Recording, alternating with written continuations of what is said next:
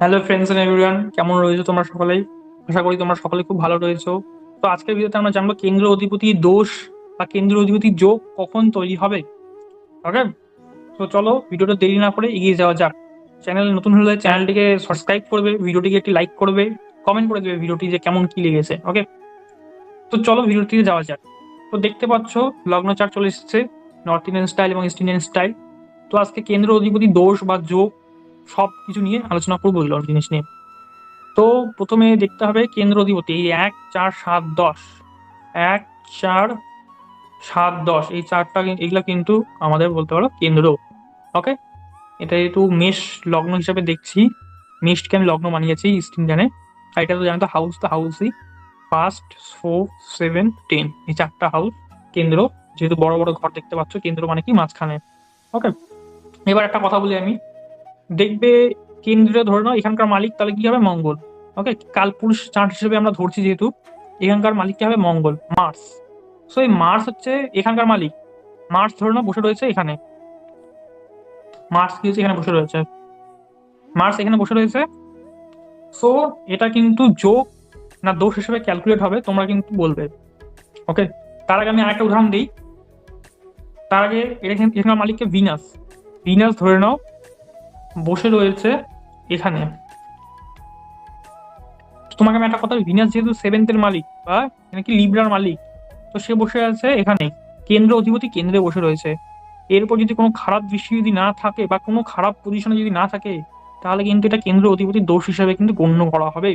তোমরা সবাই বলে কেন্দ্র তো বেশি ভালো লগ্নের তো কোণের থেকেও। তো কেন দোষ? দেখো একটা কথা বলি, বেশি চিনি কিন্তু ভালো না। ঠিক আছে, বেশি মিষ্টি চিনি কিন্তু ভালো না। সো ওই জিনিসটার জন্য কিন্তু গ্রহটা কিন্তু বেশি বলবান হয়ে যায়। আমি সবসময় বলেছি এগুলো হেডকোয়ার্টার। 1 5, একটা হচ্ছে 5 আর 9 হেডকোয়ার্টার। 5 আর 9 কিন্তু হেডকোয়ার্টার কিন্তু এগুলো।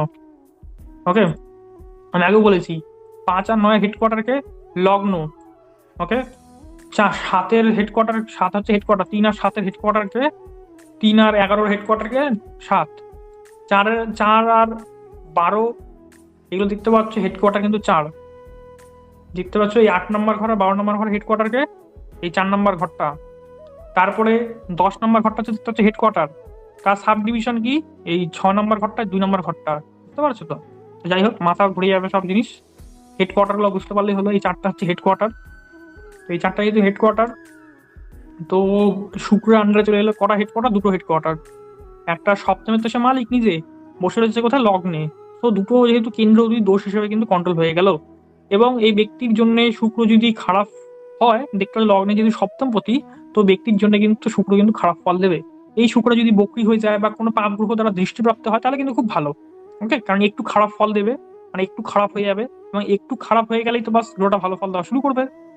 ওকে, যেমন এখানে হচ্ছে মঙ্গল। সাপোজ মঙ্গল রয়েছে এখানে 20 ডিগ্রিতে। সো 20 ডিগ্রিতে মঙ্গল তো নিচ। তো মঙ্গল যেহেতু নিচ হবে, তো মঙ্গল নিচ হলে কিন্তু এখানে ভালো ফল দেওয়া শুরু করবে। যদি এখানে দিক বল হারিয়ে যাবে, বাট ভালো ফল দেবে মোটামুটি। কারণ যদি কেন্দ্র অধিপতি কেন্দ্রে রয়েছে, তো এটা কিন্তু কেন্দ্র অধিপতি রাজ্য কিন্তু সৃষ্টি করবে। ওকে, আমি কিন্তু এটা বলে দিলাম। বা ধরো না এখানকার মালিক হচ্ছে শনি, স্যাটার্ন। স্যাটার্ন হচ্ছে এখানকার মালিক। এখান থেকে ধরো না এখানে রয়েছে সেভেন্থে, সেভেন্থে রয়েছে স্যাটার্ন। তাহলে কিরকম ফল দেবে? এটা কিন্তু বিপরীত রাজ্যকে বলবো না, বাট হ্যাঁ, এটা বলো কেন্দ্র অধিপতি দোষ হিসাবে গণ্য করব আমি। কেন বলতো? কারণ টেন্থের মালিক ঠিক আছে, ও কেন্দ্রের মালিক কেন্দ্রে এসেছে ঠিকই, কিন্তু একটা জিনিস তুমি লক্ষ্য করবে, যে এটা কিন্তু তুলা। তুলাতে কিন্তু শনি কিন্তু উচ্চস্থ হয়। ওকে, তো এখানে কিন্তু এটা কিন্তু দোষ। কিন্তু আবার যদি দেখো, আবার যদি এই চার্ট হিসেবে যদি আমি যদি আগের থেকে যদি ডিজাইন করি, যে যদি আমি ধরি এখানে যে মঙ্গল চার্টে 4th হাউসে রয়েছে আর শনি রয়েছে 7th হাউসে। সো মঙ্গল কিন্তু শনিকে 4 নম্বর দৃষ্টি দিয়ে কিন্তু দেখছে, আর শনি কিন্তু মঙ্গলকে দেখছে কিন্তু 10 নম্বর দৃষ্টি দিয়ে। সো এই এই হিসেবে যদি আমি দেখতে যাই, তাহলে কিন্তু যোগ হিসেবে কিন্তু হবে, দোষ কিন্তু এখানে ক্যালকুলেট হবে না। কেন? দুজন দুজনে কিন্তু এখানে দেখছে। ওকে, ভালো মতো বুঝিয়ে দিলাম আমি কখন দোষ কখন ইয়োগ। ধরো না এখানে মঙ্গলটা নেই, ধরে না এখানে মঙ্গলটা নেই, এখানে শনি কিন্তু তখন খারাপ ফলই দেবে, কেন্দ্র অধিপতি দোষ হিসেবে কিন্তু এটা গণ্য করা হবে। বাই চান্স এই শনিটা রেট্রোগেট, বাই চান্স ধরে নিলাম এই শনিটা হচ্ছে রেট্রোগেট, রেট্রোগেট শনি এটা, তাহলে কি হবে? তাহলে কিন্তু এই শনিটা কেন্দ্র অধিপতি যোগ হিসেবে কিন্তু ক্যালকুলেট হবে। কেন? কারণ ওর মধ্যে একটু পাওয়ার কমে গেল, আর যখন একটু পাওয়ার কমলো, তখন ওর চেষ্টা বল বেড়ে যাবে। আর যখনই চেষ্টা বল বাড়বে তখন গ্রহটা ভালো ফল দেবে অটোমেটিকলি, গ্রহটার মধ্যে চেষ্টা থাকবে একটা ভালো ফল দেওয়ার, প্রবণতি হওয়ার। ওকে, তখন কিন্তু এটা কেন্দ্র অধিপতি যোগ হিসেবে কিন্তু ক্যালকুলেট করা হবে। বাট এমনি সাধারণ দৃষ্টিতে এটা কিন্তু এখন দোষ হিসেবে ক্যালকুলেট করা হচ্ছে। এই যে যেরকম উদাহরণ দিলাম আমি এখানে, এখানে যদি চলে আসে মার্স, তাহলে কিন্তু এটা যোগ হয়ে যাবে। কেন? কারণ মঙ্গলে 4 নম্বর দৃষ্টিতে দেখবে, শনি একে 10 নম্বর দৃষ্টিতে দেখবে। আশা করি এটা বুঝতে পেরেছো। ওকে, একটু কমপ্লিকেটেড হয়ে গেল, দেখে নেবে একটু বুঝে শুনে, টাইম নিয়ে। আরেকটা জিনিস আমি তোমাদেরকে দেখাবো, তোমরা আরো একটু ভালো করে বুঝতে পারবে তাহলে। যে ধরে নাও এখানকার মালিককে চন্দ্র, ঠিক আছে, এখানে মালিককে মুন। এই চন্দ্র চলে গেল এখানে, চন্দ্র চলে গেল হচ্ছে তোমার এখানে, এই ঘরে, এই ঘরে কিন্তু থাকলো চন্দ্র তোমার মুন। দেখতে পাচ্ছ মুন থাকলো এখানে, মুন চলে গেল এইখানে। এবার এই মুন কোনোভাবে পীড়িত নেই, ধরে নাও এই চার্টে ধরে নাও কোথাও স্যাটার্ন লেখা নেই, কোথাও মার্স লেখা নেই, কিচ্ছু লেখা নেই। মুনকে ধরে নাও কেউ দৃষ্টিও দিচ্ছে না, ধরে নাও মুনকে কেউ দৃষ্টিও দিচ্ছে না মুনকে। তো ওই মুন কিন্তু কেন্দ্র অধিপতি দোষ হিসেবে কিন্তু ক্যালকুলেট হবে। কেন? কোনো খারাপ জিনিস পাচ্ছে না। বলে না, বেশি ভালো হওয়া কখনোই ভালো নয়। হ্যাঁ, বেশি ভালো হওয়া কখনোই ভালো নয়, প্রবলেম তৈরি করে দিতে পারে চার্টের জন্য সেটা। সেই গ্রহ তখন নিজের মানমানি করতে পারে ভাই। ওকে, সে যদি বলে যে না, আমি 4-এরও মালিক তো আছি আর 10এও এখন বসে আছি, তো দুটো ঘর আমার কবজায়, আমি আমার আমার মর্জি মতো কাজ করবো, আমি কারো কথা শুনবো না, তো গ্রহটা তোমার খারাপ ফল দেবে না? তো গ্রহটা যদি ধরো না এখানে কোনোভাবে পীড়িত হয়ে গেল, কোনোভাবে যেখানেই হোক, কোনোভাবে যদি পীড়িত হয়ে গেল বা কোনো কিছু হয়ে গেল, তো দেখা হবে কি গ্রহটা কিন্তু কেন্দ্র অধিপতি যোগ হবে। কেন? গ্রহটা তখন চেষ্টা করবে যে ভালো কাজ করার। ওকে, সেই খারাপ পজিশন থেকে বের হওয়ার চেষ্টা করবে সে। ডেফিনেটলি এটার জন্য কিন্তু গ্রহটা কিন্তু তখন কিন্তু আলটিমেটলি ভালো ফলই কিন্তু দেবে। বুঝতে পেরেছো?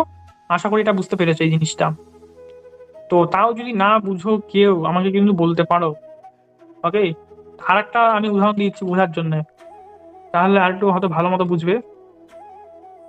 আহ এখানকার মালিককে মঙ্গল, যেহেতু এখানকার মালিককে মঙ্গল, তাই তো, এখানকার মালিককে মঙ্গল, এই মঙ্গল, এই মঙ্গল যদি চলে আসে এখানে সেভেন্থে,